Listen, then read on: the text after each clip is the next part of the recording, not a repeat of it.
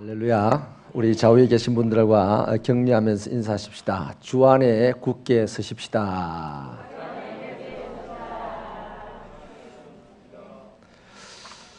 삶이 힘들고 인간관계가 어그러지면서 짜증이 나기 시작하고 이러면 편안할 때는 주님 안에 서는 것이 별로 문제가 안 됐는데, 우리 삶이 고단하고 피곤하고 짜증날 때 주님 안에 선다는 것이 쉽지 않습니다만은, 그때 주님 안에 서야만이 하나님의 축복과 하나님의 역사하심을 우리의 몸으로 증명해낼 줄로 믿습니다. 데살로니가전서 3장 8절에 주 안에 굳게 서라, 그래서 우리가 살 것이다 라는 말씀을 하고 있습니다. 데살로니가 교회는 이방 지역에 세워진 교회이기 때문에 잘 사는 사람들에게 억압도 당하고, 또 난생 처음 경험하는 예수 믿는 신앙생활이 독특하니까 사람들에게 손가락질도 당하고, 이렇게 저렇게 핍박을 받을 수밖에 없는 그런 상황에서 겨우 예수를 믿던 사람들이 그냥 흔들려 아이고 이렇게 힘들게 믿을 바에는 뭐 하려고 하고 떨어져 갈 수 있는 사람들이 많은 환경이었습니다. 그래서 바울 사도가 너희는 주 안에서 굳게 서라, 그렇게 말씀을 한 거예요. 살고 싶기는 살고 싶은데, 천국 가고 싶기는 가고 싶고, 하나님의 축복은 받고 싶은데, 오늘 내 살아가는 환경과 형편이 거기에 대한 메리트를 자꾸만 반감시키는 거죠. 바울 사도의 말은 네가 잘 되고 싶으냐? 네가 성공하고 싶으냐? 네가 천국까지 무사히 가고 싶으냐? 그러면 오늘 여러 가지 장애물, 환경들의 어려움들이 있어도 주님 안에 굳게 서라, 이 말입니다. 우리 시대가 지금 많이 힘들고 어려움이 있습니다. 위축될 수 있는 부분들도 많습니다. 그러나 이런 때 우리가 할 일이 뭡니까? 어렵다라고 말하는 것은 다른 사람들이 다 말합니다. 그렇지 않습니까? 이럴 때 하나님을 믿는 사람들이 할 소리가 뭐예요? 주 안에 굳게 섭시다. 이런 때일수록 흔들리지 맙시다. 우리가 더욱 힘을 모아봅시다. 이게 바로 하나님이 주시는 말씀으로 살아가는 사람인 줄로 믿습니다. 이런 어려운 때 새벽교회 성도들은 더욱 굳게 서서 서로가 서로를 받쳐주고 격려해주고 이렇게 살아가면 더 재미가 있을 줄 믿습니다. 또 하나님의, 우리가 바라는 하나님의 놀라운 역사들도 손쉽게 일어날 줄로 믿습니다. 서론이 좀 깁니다만은 주 안에 생명의 빛이 있어요. 주 밖에 사망의 어둠이 있어요. 그래서 예수님께서 심판 때에도 저 사람을 바깥 어두운 데에 내어 쫓아라. 거기서 슬피 울며 이를 갈미 있으리라. 주님 안에 들어온 사람들을 향해서는 착하고 충성된 종아, 네가 잘하였도다. 이제 나와 함께 먹고 즐기자구나.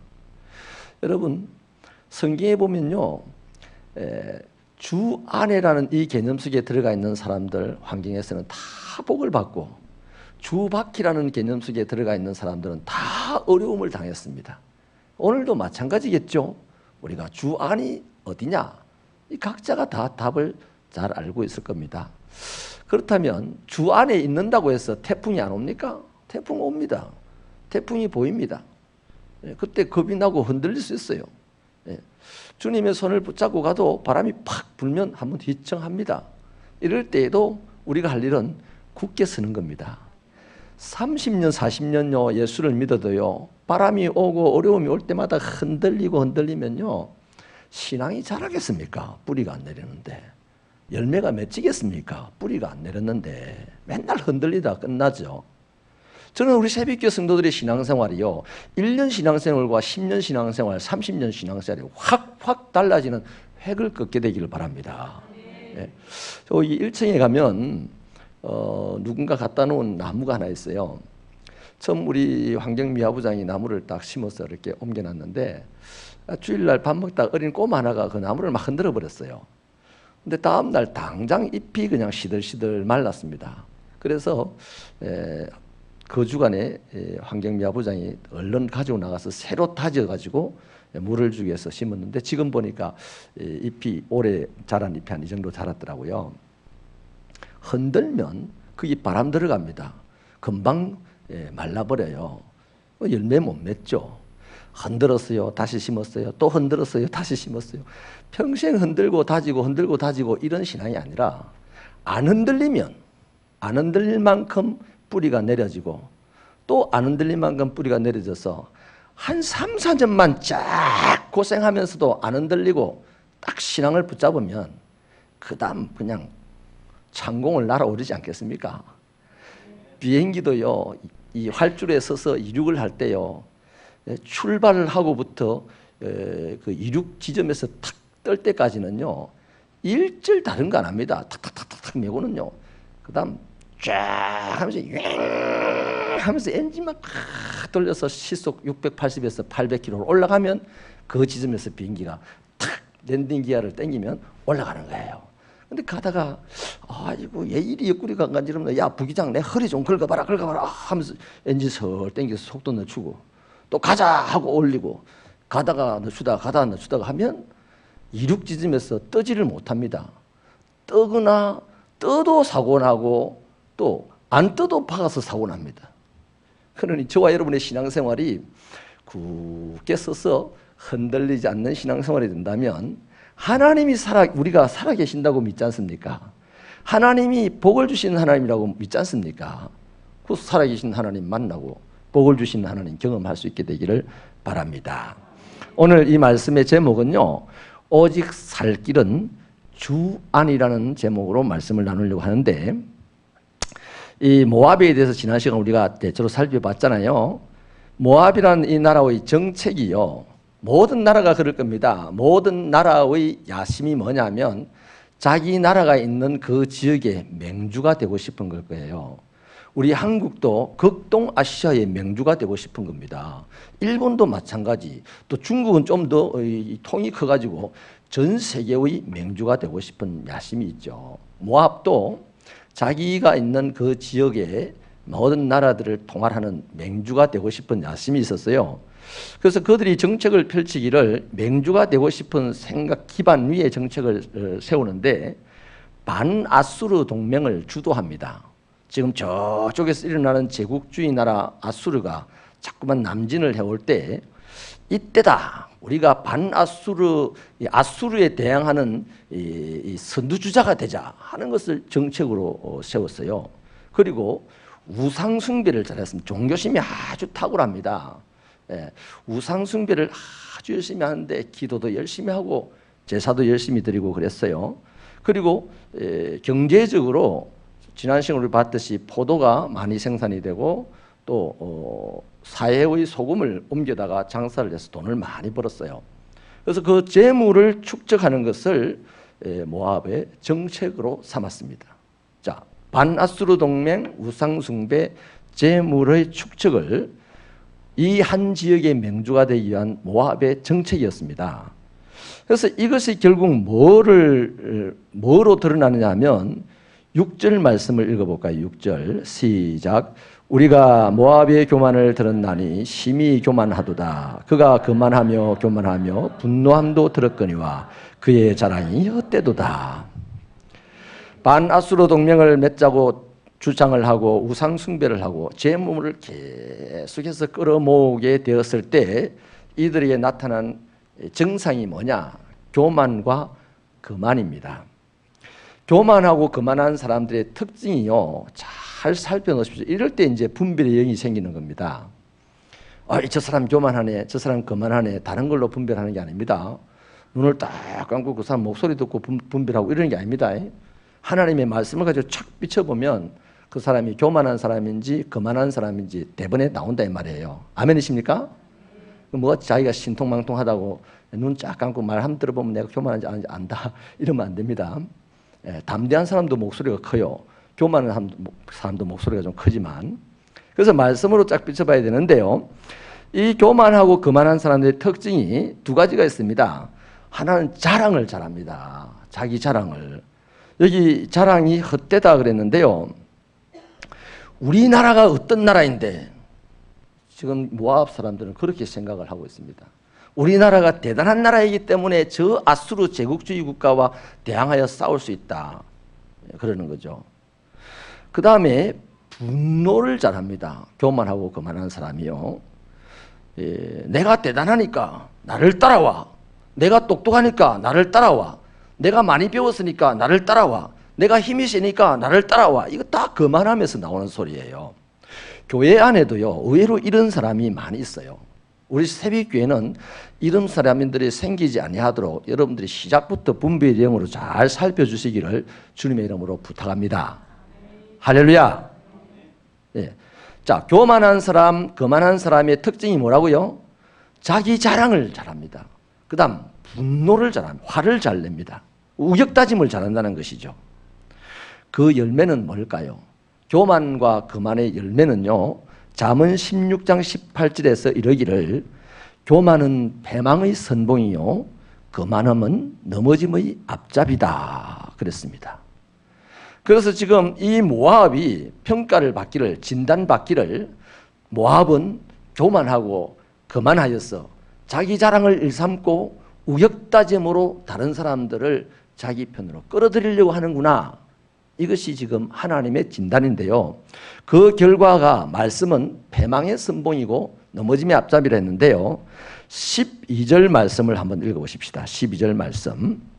죄송합니다. 몇 절이에요? 14절 말씀 읽어보시겠습니다. 시작. 이제 여호와께서 말씀하여 이르시되 품꾼에 정한 해와 같이 3년 내에 모압의 영하와 그 큰 무리가 능욕을 당할지라. 그 남은 수가 심히 적어 보잘것없이 되리라 하시도다. 여러분, 모압은 항상 영원할 줄로 알았어요. 그죠? 그러니까 자기 자랑을 삼고 큰 소리를 치면서 자기를 따르라고 주변국들에게 협박도 하고 우격다짐도 하고 그런 거죠. 자기는 영원할 거라고 지금 자신만만한데 하나님이 주신 기간은 딱 3년입니다. 3년. 그러니까 영원한, 자기들이 생각한 영원한 시간에 비해서 3년은 한 점에 불과한 거죠. 순식간에 멸망을 하는 것이죠. 참 이런 거 보면요, 우리 참 절절하게 하나님 앞에 서야 될 줄로 믿습니다. 결국 3년 후에 아수르의 침략을 받는데 그때 모압의 상태, 모습이 어떠냐 하면요, 떠돌아다니는 새와 같다. 2절에서 그렇게 얘기하죠. 새들이 왜 떠돌아다니겠습니까? 둥지를 잃어버렸기 때문입니다. 자기 둥지를 못 찾아가지고 막 배회하는 거예요. 그 다음에 또 한 가지는 보금자리에서 흩어진 새끼 새와 같다. 뭐가 가지고 그 둥지를 확 터뜨려버렸어요. 그 새끼가 어떻게 됩니까? 툭 떨어지죠. 자, 둥지를 잃어버린 큰 새들이 하늘을 윙윙 날면서 소리 내는 걸 한번 상상을 해보세요. 그 다음에 둥지가 깨어지면서 거기서 뚝 떨어진 이 새끼 새들이 땅바닥에서 막 괴로워하면서 우는 소리를 한번 들어보세요.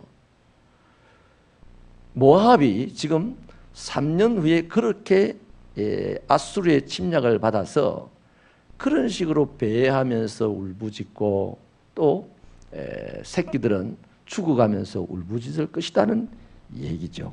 이게 모압의 모습인데 그때는 12절에 있는 내용처럼 우상 앞에서 그들이 피곤하도록 봉사하고 기도해도 소용이 없다. 그러는 거예요. 여기서요, 우리 교훈을 하나 정리를 하고 넘어가겠습니다. 고린도전서 10장 12절에 보면 누구든지 선줄로 생각하면 넘어질까 조심해라 그랬습니다. 내가 지금 넘어져 있는 자입니까? 그러면 일어나 걸어라 내가 너를 뭐라고요? 내가 새 힘을 주리니 그 찬양 속에서 우리가 힘을 얻고 일어나야 됩니다. 일어나려고 애를 써야 돼요. 그죠? 넘어진 자라면. 그런데 오늘 내가 나를 생각할 때 나는 이만하면 됐다. 내 위에 별로 없네.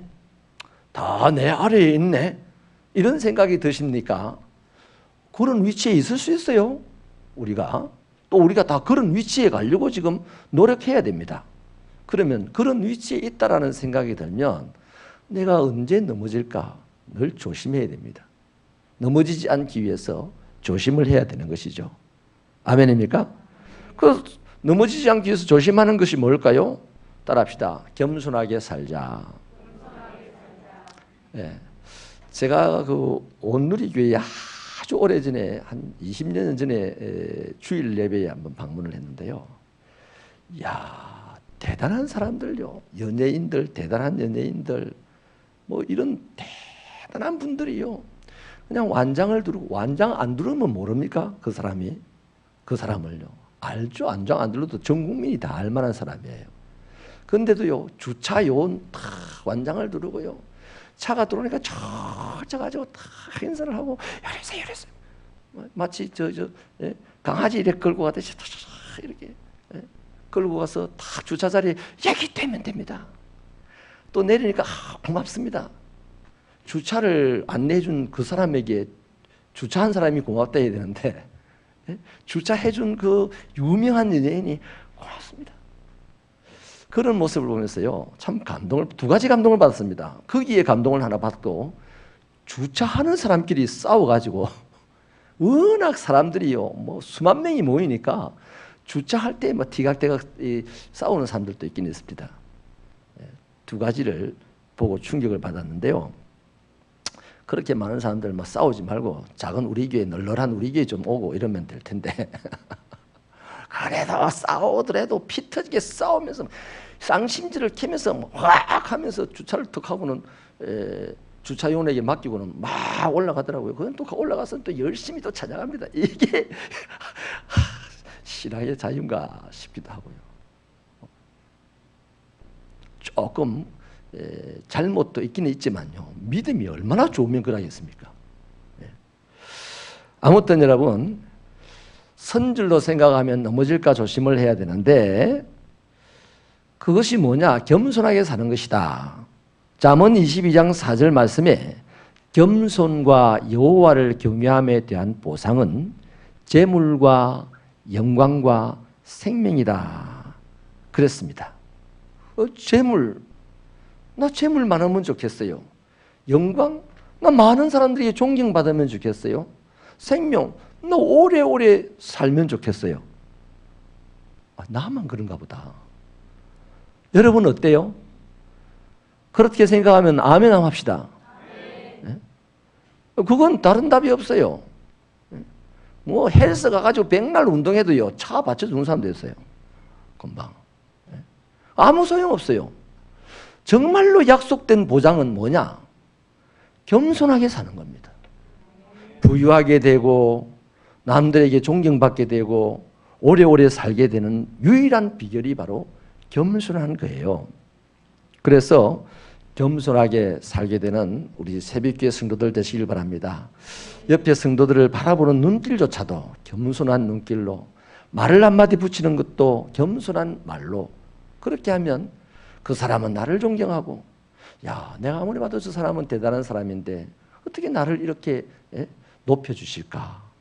나를 왜 이렇게 무시하지 않으실까? 나는 무시받을 수밖에 없다고 생각하는데 나를 왜 이렇게 대접해 주실까? 아우, 새벽교회 좋다. 나 새벽교회 말고는 안 다닐래. 이렇게 돼야 되죠. 실컷 데려다 놨는데요, 말 한마디로 뭐하러 왔노? 어쩐 일이고? 교회 왔는데 오랜만이다. 어쩐 일이고? 이 한마디에 그 사람 교회 올 마음이 생기겠습니까? 안 생기는 거예요. 자, 두 번째요. 자, 모압이라는 나라가 이렇게 될 수밖에 없다 하는 말씀을 지금 하셨어요. 3년 전에요. 최소한 제일 단거리 안에 최근의 말씀으로 볼 때 최소한 3년 전에 이 말씀을 하셨다고요. 근데 여러분, 하나님의 말씀이요, 너희들의 지금 사는 모습에 결국이 이럴 수밖에 없으니 너희들 살 길이 없다. 내가 살 길 하나를 제시해 줄게. 이런 말씀을 하시는데요. 1절을 같이 읽겠습니다. 1절 시작. 너희는 이 땅 통치자에게 어린 양들을 드리되 셀라에서부터 광야를 지나 딸 시온산으로 보낼지니라. 아멘. 하나님께서요, 모압 사람들에게 지금이라도 아직 기회가 있으니까 너희들이 양들을 들였으라도 살 길을 찾아라. 그게 어디냐 하면 너희 동네에서 시온산으로 가서 들으라, 이 말입니다. 시온산에 있는 통치자가 누구죠? 네? 시온산에 있는 통치자는 하나님이십니다. 그러니까 너희들의 살 길은 오직 하나님에게 있으니 양들을 팔아서라도 하나님께로 나가라, 이 말씀이죠. 이 말씀은 오늘 저와 여러분에게도 동일하게 살 길애로의 초청인 줄로 믿습니다. 삶에 실패한 경험이 있고 실직을 당한 경험이 있고 인간관계가 파괴되는 경험이 있고 질병에 걸려서 괴로움을 당하는 경험들을 하고 있습니다. 실패나 실직이나 파괴된 인간관계나 질병 앞에서 우리가 생각나는 것은 딱 하나입니다. 이러다가 죽는가? 그런 분들에게 하나님이 살 길이 있다. 그 살 길은 나에게로 와라. 주님 안으로 와라, 이 말씀입니다. 시편 46편 1절이요. 주님은 우리의 피난처요 힘이고 환난 중에 만날 큰 도움이라고 했습니다. 시편 62편 8절은 백성들아 시시로 그를 의지하고 그의 앞에 마음을 토하라. 하나님은 우리의 피난처시다, 그랬습니다. 그렇다면 하나님이 통치하시는 나라가 어떠냐? 4절요. 4절 하반절부터 5절이 있는데요. 4절 하반절이 뭐냐면 우리 4절부터요. 같이 한번 읽어보십시다. 4절 5절 시작. 나의 쫓겨난 자들이 너와 함께 있게하되 너 모압은 멸절하는 자 앞에서 그들에게 피할 곳이 되라.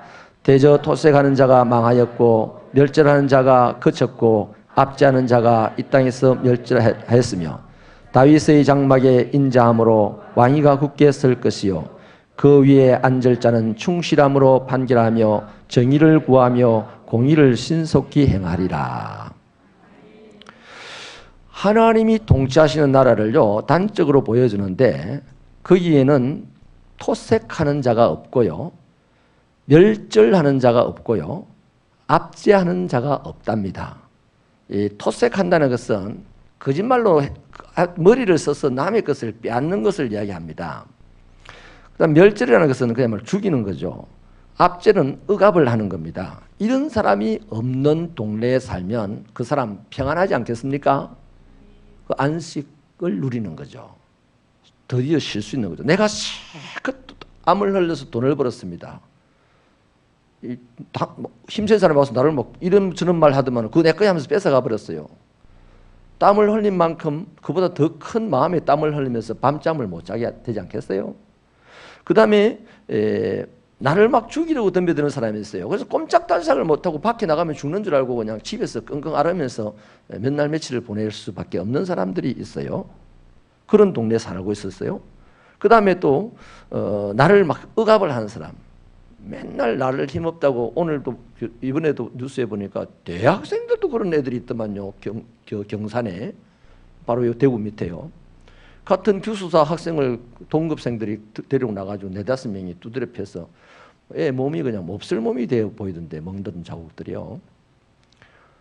이렇게 억압을 하는 거죠. 다 뭐 죽도록 고생을 하는 거잖아요. 그런데 하나님이 통치하는 곳에는 죽도록 고생할 일이 없어요. 내 하고 싶은 대로 살아갈 수 있는 자유로운 곳입니다. 얼마든지 쉬고 싶으면 쉬고 일하고 싶으면 일할 수 있고 이런 곳이죠. 그 다음에 또 5절에 가서 왕의 통치가 어떠합니까? 인자함으로 통치를 한다 그러죠. 왕의 판결은요 충실하다 그랬습니다. 여러분, 억울한 일을 당한 사람이요 재판에다가 고소를 했습니다. 법원에 고소를 했어요. 근데 그 법원은 빨리빨리 이 재판을 해서 억울함을 풀어줘야 되잖아요. 근데 뇌물을 받아먹고 재판을 안 하는 거예요. 뭐 기각을 시켜버린다든지 이러면은 얼마나 그 약한 사람들이 힘들겠습니까? 그런데 하나님이 통치하는 나라는 재판을 빨리빨리 해주는 거예요. 충실하게. 예.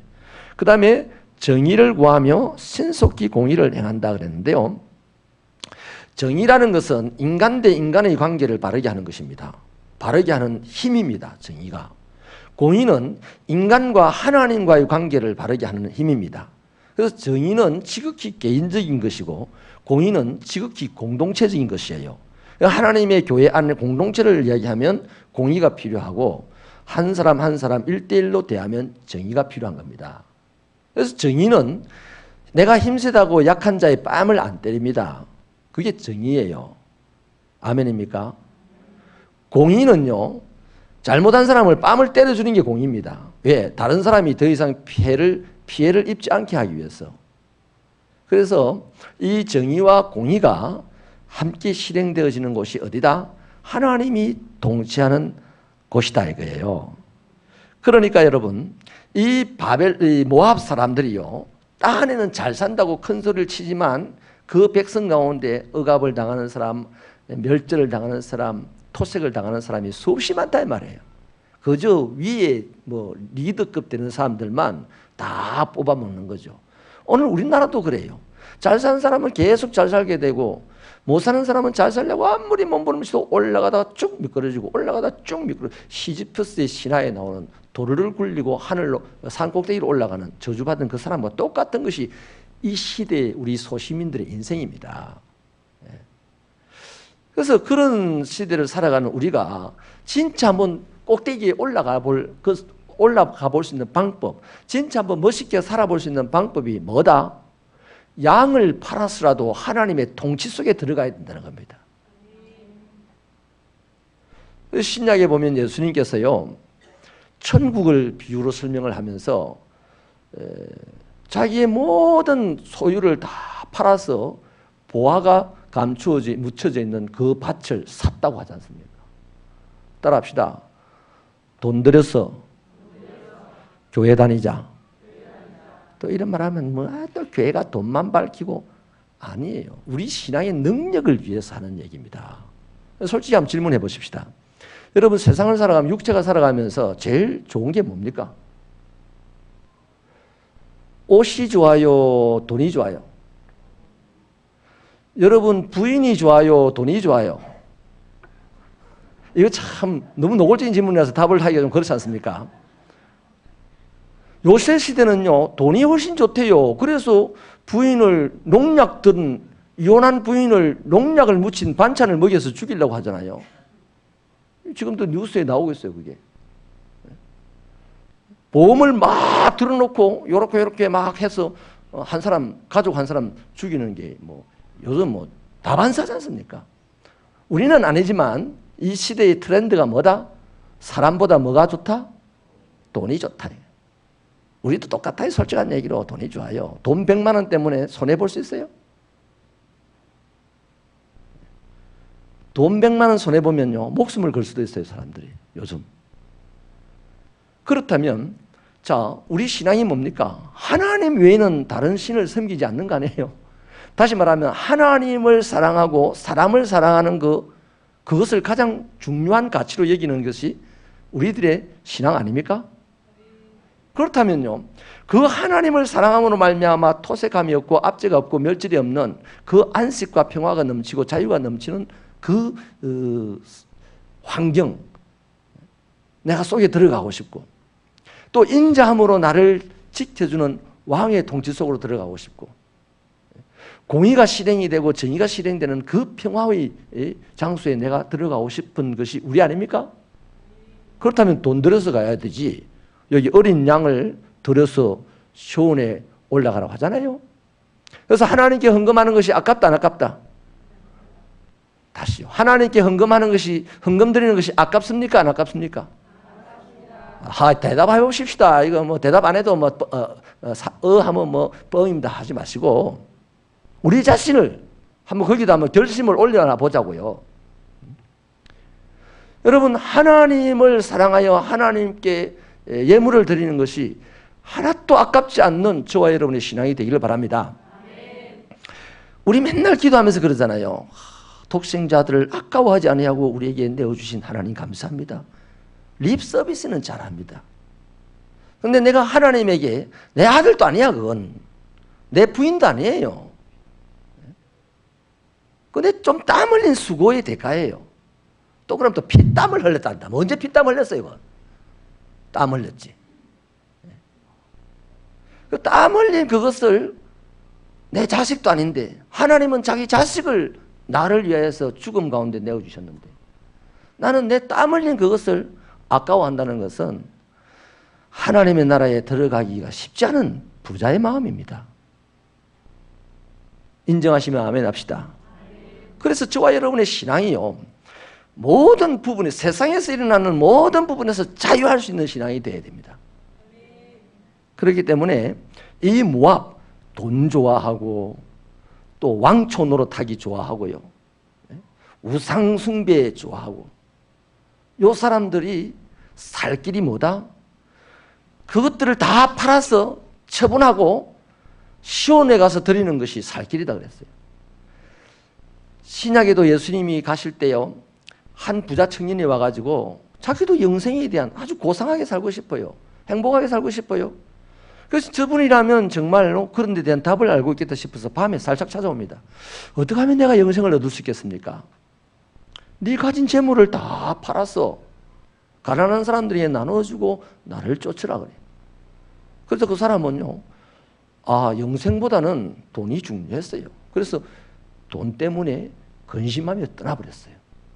영생을 받기는 받아야 되는데 돈이 너무 많이 든다. 아이고 하면서 갔다. 지금도 아이고 하면서 다니는 것이 우리들의 영혼까지 지금 시끄럽게 만들고 있어요. 이해되십니까? 네. 한 서기관, 똑똑한 사람, 착하게 살려고 애를 쓰고 말씀을 연구하는 사람이 예수님에게 와가지고 주님이 어디를 가시든지 난 주님을 따라가겠습니다 이러자 예수님이요, 이렇게 말씀하시죠. 고맙다. 참, 누구 한 사람 나를 안 반겨주는데 너는 어디든지 나를 따라다닌다니 참 고맙구나. 이렇게 안 하시고요, 야, 나는 머리 둘 곳이 없다. 저 새도 둥지가 있고 저 여우도 잠잘 토굴이 있지만 나는 머리 둘 곳이 없다. 오늘 저녁에 당장 어디서 자야 될지도 몰라. 그러니까 이 서기관이 어디든지 따라다니겠다고 큰 소리 치더만은 그날 이후로 지금까지 없어져 버렸어요. 없었어요. 내가 상상으로 추측해 보건데, 우리 인생의 어떤 구조 속에서 추측해 보건데요, 이분이야, 그럼 오늘 내보고 잠자리 만들어라 할까 아닌가? 어딘지 따라다닐 수 있지만은 잠자리 만들어주면서까지는 못 따라다니지. 능력을 행하는 데는 얼마든지 따라다닐 수 있지만 내가 뭐 시다발이 하는 데는 못 따라다니지. 죄송합니다. 시다발이 하면서 이해하기 쉬우라고. 내가 뒤치다거리 하는 데는 내가 못 따라다니지. 이런 마음이 그 안에 있기 때문에 온당한다 말도 안 하고 사라져버리는 거죠. 이러한 모습들이 오늘 이 시대를 살아가는 우리들의 신앙 속에도 많이 나타나고 있는데, 새빛교회는 그렇지 않게 되므로 새빛교회가 특별한 교회 되기를 주님의 이름으로 축원합니다. 자, 모압의 멸망에 대하여서 하나님께서 통곡을 하시는 장면이 9절부터 12절 사이에 있는데요, 거기에 보니까 야셀의 울음이라 그럽니다. 이 포도나무 주산지에서 포도가 다 아수르가 침략을 해가지고 표현해 보면 가지를 꺾었다 그러는데, 이 모든 경제적인 활동들을 전멸을 시켜버린 거죠, 아수르가. 그래서 야셀 사람들이 어떻게 되겠습니까? 마치 둥지가 허물어지면서 툭 떨어진 새끼가 퍼덕거리면서 죽어가면서 꽥꽥 하고 울듯이 야셀의 그 울음소리를 지금 하나님이 지금 대신 울음소리를 내는 겁니다. 그리고 그분의 마음이 타는 것이요, 수금 타는 소리와 같은, 마음에서 하고 슬픔이 우러져 나오는 소리가 수금 타는 소리와 같다 그러고요, 또 창자가 아프다고 그럽니다. 여러분, 여기서 우리 한 가지 교훈을 더 말씀을 나누겠습니다. 모압, 하나님의 계획 속에 없는 사람들입니다. 하나님의 목적물이 아니에요. 그런데도 그들이 망하는 것을 보기가 너무 힘들어서 하나님이 몸부림친다는 겁니다. 이렇게 아파하시는 하나님의 마음을 헤아릴 줄 아는 새빛교회 성도들이 되시기를 바랍니다. 우리 주변에요, 우리 성도 가운데 괴로워하는 사람, 힘들어하는 사람, 또 특별히 자기의 미련함과 죄악으로 말미암아 어려움에 빠진 사람들, 그런 사람들을 대체로 우리는 어떻게 합니까? 뒷담화 때리기를 좋아합니다. 뒤통수, 뒤통수 때리기를 좋아합니다. 겉으로는 아이고 어떻게 하지만 뒤에서는 막 뒤통수 때리기를 좋아해요. 요거 하나님께서 굉장히 싫어하는 일입니다. 겉으로는 격려해 주어야 되고 뒤에서는 기도해 줘야 됩니다. 그게 하나님께서 원하시는 거예요. 정말로 저 쓸데없는 모압, 한 번도 하나님을 기쁘시게 하지 않았던 저 모압이 망하는 것조차도 하나님이 창자가 끊어지듯이 아프고 수금을 타는데 나오는 소리처럼 마음에서 우러나오는 신음소리가 들리고 야셀 사람들이 막 울고불고 하는 것처럼 하나님께서 우신다는 이 마음을 헤아려서 정말로 죽어가는 사람은 울 힘도 없어요. 누가 울어줘야 됩니까? 하나님의 마음을 헤아리는 사람들이 울어줘야 되잖아요. 그때 하나님의 긍휼의 역사가 우리를 통하여서 울어주는 사람을 통하여서 그 죽어가는 사람에게 치료의 역사로 나타날 줄로 믿습니다. 또 한 가지요. 우리 자신들에 비해 보시다.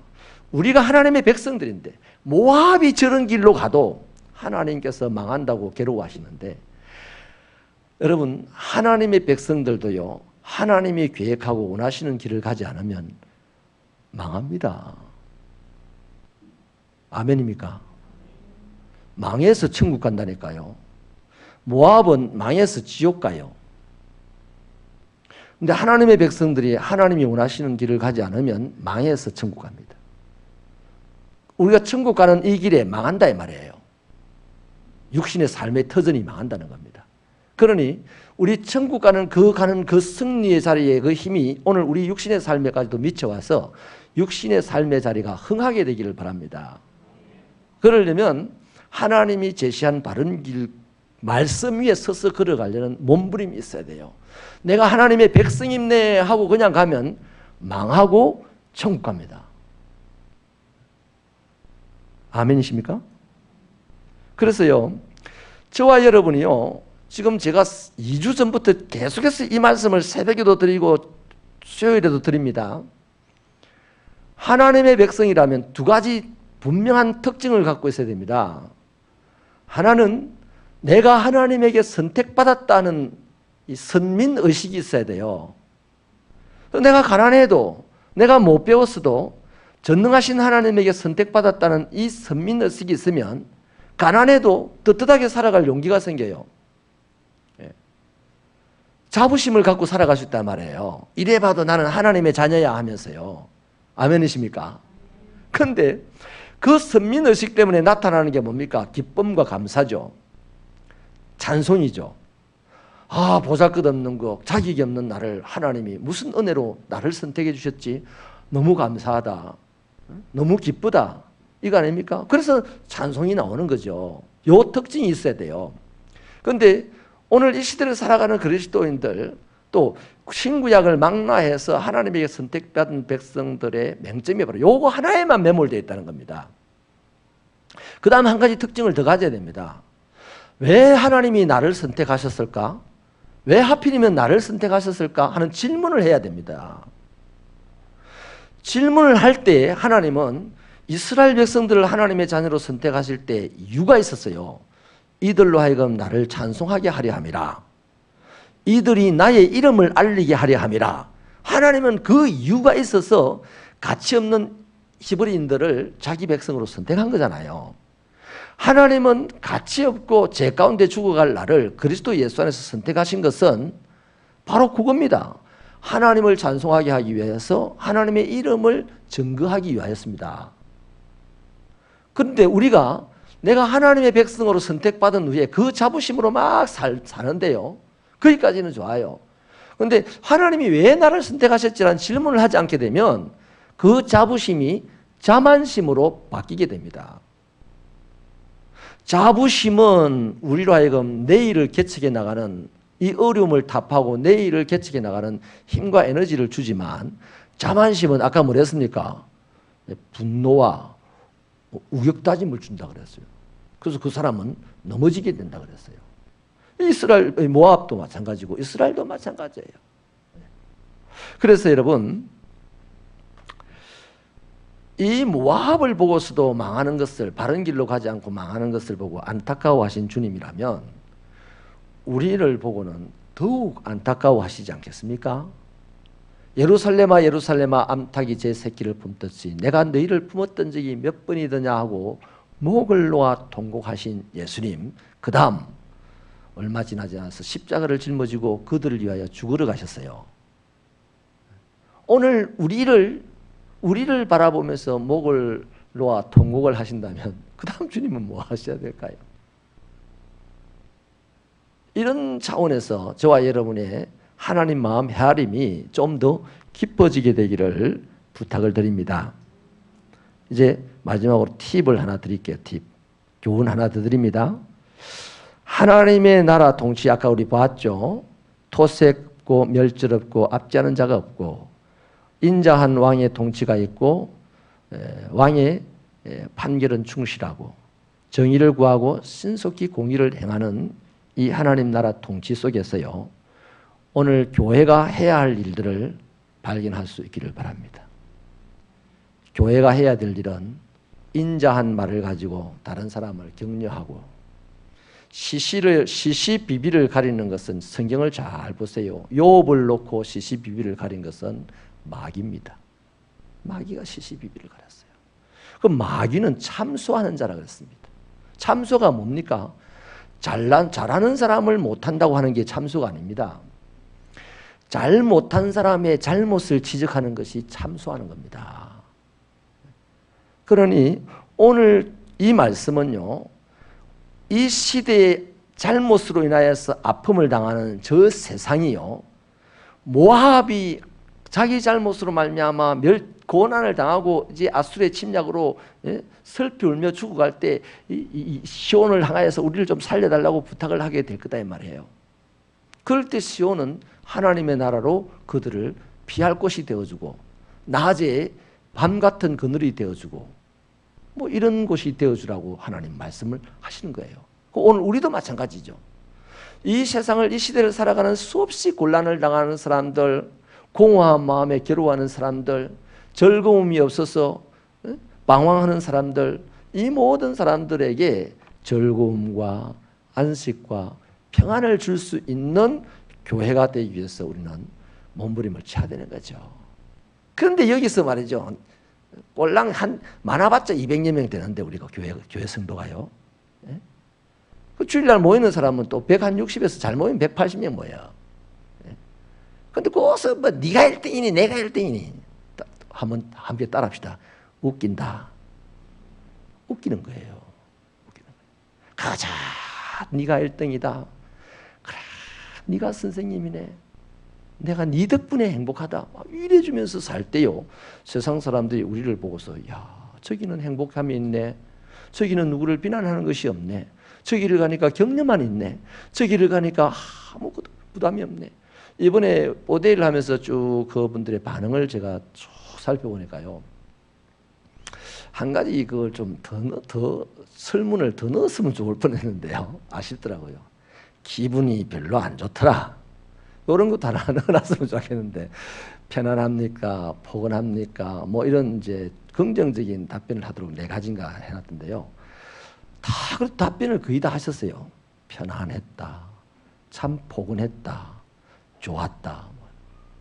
우리 새빛교회의 역량이 그만큼 강화된 줄로 믿습니다.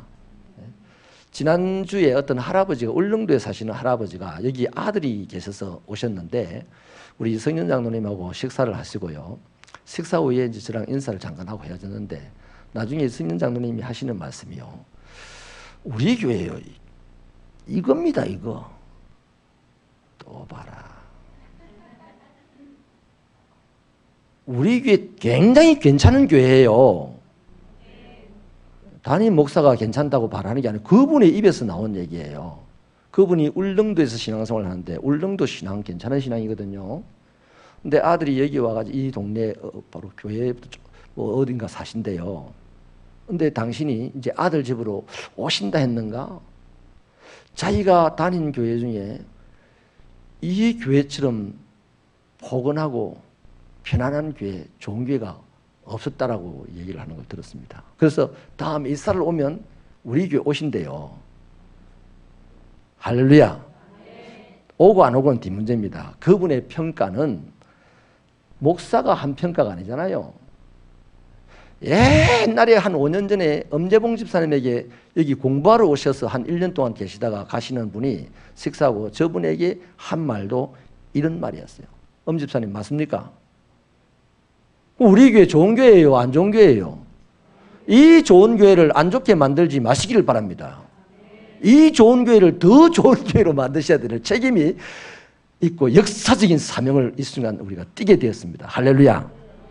그래서 이 마지막 시대에 세상이 오히려 교회를 걱정하는 이 시대에 우리 교회만큼은 세상의 모든 걱정과 근심을 풀어주는 그런 멋있는 교회가 되기를 바랍니다.